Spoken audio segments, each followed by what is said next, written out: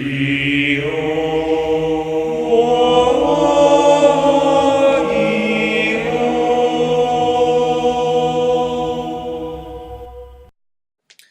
right, here we are. So today we're going to bring you a special duel: Red Eyes versus Blue Eyes I'm Blue between Eyes. between Danny Basula Alright. and myself playing Red Eyes. A little backstory as to why there is no audio, the original footage audio right now, is because they're watching Cosmos in the background. We figured that, well, that's, you don't want to listen to Cosmos, even though it is a beautiful soundtrack right now. Yes. And I'm scolding the other person for, anyway, that's irrelevant. Um, Danny has to tell us a little bit about your connection to Blue Eyes. I've started Blue Eyes since I started playing Yu-Gi-Oh back whenever I was just a little kid. Because the Kappa Structure deck was the very first starter deck I ever had, which had Blue Eyes White Dragon in it, and I loved it. So I worked with Blue Eyes ever since I started, and I've just had basically a Blue Eyes deck, quotes, since up to now. And thanks to the Blue Eyes support, I was able to actually make a decent Blue Eyes deck.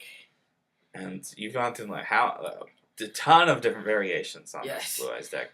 Too many. That's at this point in time. I play this darn deck so many times. I know exactly what you're doing every single point in time. I'm chaining the maiden and all that sort of stuff, and so I just like. It's a very timing-based deck, definitely.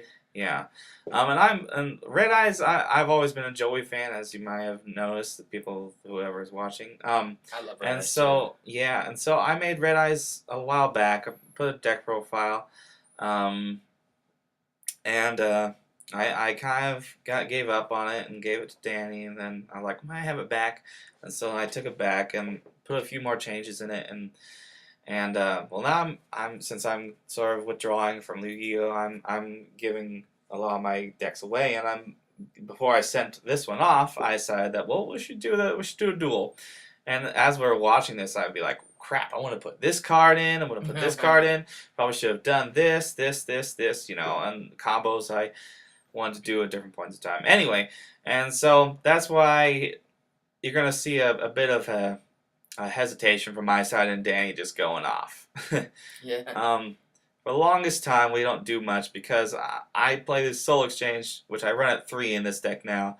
Tribute his Azrise, bring out, this Mysterious Face Down card. What'd you think this card was, Danny? I thought it was Red Eyes, because, you know, that's what comes to mind when it comes to double tributes in Red Eyes decks. Mm-hmm. Well, you're obviously afraid of it, too. Oh, that's right. You brought back that Blue Eyes attack. Bada boom! This is Gimmick Puppet. Oh, frick, forgot the name. Centipede? It looks like Centipede? Yeah. It looks like the human centipede, okay? And I put this in here mainly to use as Mystic Tomato. Special summon this card instead. It can't be destroyed by battle, and when it's in your graveyard, you can special summon it by paying 1,000 life points, and it'll save your butt. But I ended up drawing it every single time in these two duels. Usually it doesn't hurt me too much, but I had to tribute it this time, and you're gonna notice for quite some time that nothing happens. Like, we're just going off. I built this Red Eyes deck to stall until I can get out my boss monsters. If you didn't notice, there's the swords, and have a monster can't be destroyed. Alright, so we lost a bit of the audio there. Let's see how far we can make it this time. Anyway, so I built this Red Eyes deck to stall and to take its time until I can get out my boss monsters. And as you can tell, I am not holding back. Axe Dragonoot is there like a mofo, just like, yo, what up? What up? And I built my deck to rush and to basically get out like my stuff as fast as possible and win as fast as possible. And that's when the deck devastation virus starts to come in and kick it our butt for a little bit. This is at this very moment in time we actually forgot like how it works. Yeah, and so we're like, does it do this? Does it do this? And so we're just double checking. And so correct us if we're wrong on if it keeps on destroying anything ever brought out. Like even when you draw it by card effect, that's what I love about doing against decks with draw powers. Like, yeah, you can draw whatever you want, but it's gonna go to the graveyard. Anyway, so we're just stalling, and he can't attack at all. He can't destroy the monster I have with. I can't get over anything he has because Blue Eyes has a higher original attack than Red Eyes. Plus, I don't really have a way to bring out Red Eyes at the current moment. I'm just drawing stuff. I'm like, ah, gosh, and like keep on passing, taking our sweet time, and here we are. Keeps on bringing up Family Guard. It's destroyed. We're double checking, and what you have quite a bit of magic spell cards in your hand, don't you? Yeah. It's mostly spell cards that I can't really use, kind of, sort of, except for that. And there's the first life point change in the whole entire game.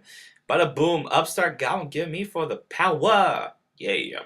Anyway, yeah, so we'll just keep on going. Third turn for swords, I think, here in a moment, and then second turn for deck Sage Fires. Danny, tell us about your back row.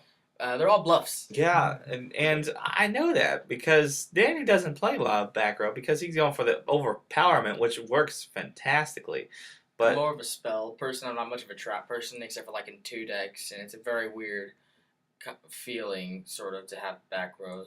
So I've started taking advice for those to this and using them as bluffs. yeah, pro set. And so now he freaking goes for the Bin Chalice on my Give Puppet, and I'm like, Astral Bear, mother cusser, and then I take that 3,000 like a boss.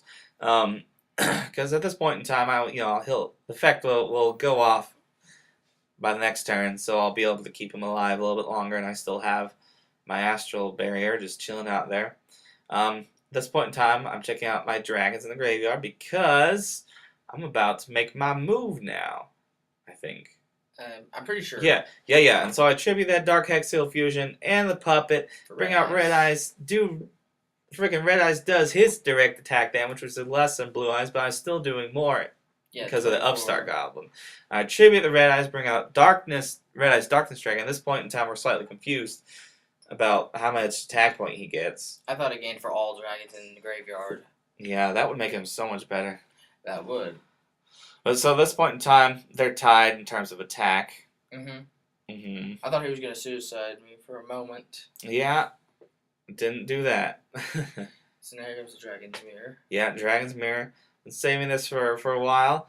Bring out the Meteor Bee Dragon. Yeah. Because Meteor Bee Dragon, as we all know, is more powerful than Blue Eyes. Except at this point in time, he's like, what will I do? I will freaking lance that Moko. And I'm like, oh, okay, I attacked Blue Eyes. And I forgot I didn't. I attacked Azure Eyes. Yeah. Anyway, so I take a 300 hundo, and I'm still above Danny in terms of life points. I'm like, yeah, I'm going to be safe right now. I got this. I got this in the bag, He has nothing to get over me. It's taking a while to do the math. Yeah, because we forgot, what was going on.